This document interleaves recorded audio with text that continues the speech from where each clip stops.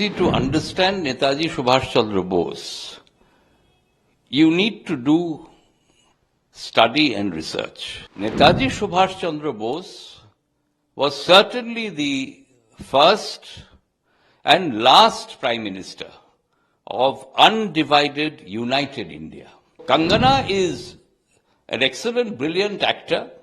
I appreciate her films. But before making a comment from the pages of history, she must study in depth. See, to understand Netaji Subhash Chandra Bose, you need to do study and research.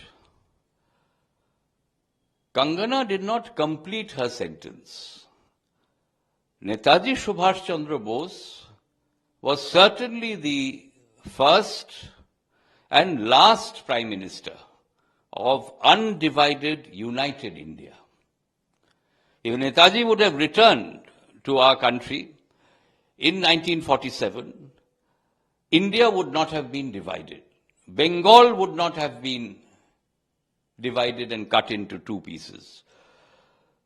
So you must, in totality, state that Netaji was the first Prime Minister of undivided, united India.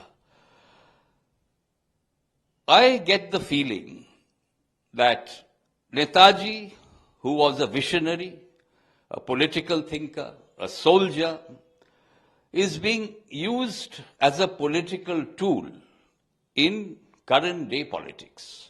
This should not happen. Netaji was certainly in politics, but he was also much above politics. He could rise above petty politics. He could unite all communities as Indians. These are concepts which one should understand. What did Netaji stand for? Netaji stood for unity among people. Today what we find, all political parties are encouraging divisive politics, vote bank politics, communal politics.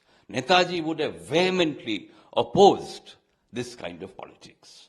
So Kangana is an excellent, brilliant actor. I appreciate her films.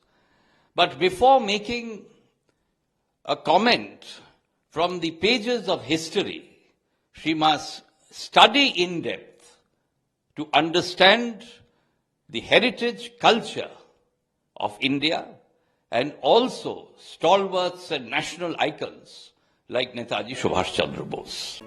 If you like this video, then like, share and subscribe to ET Now.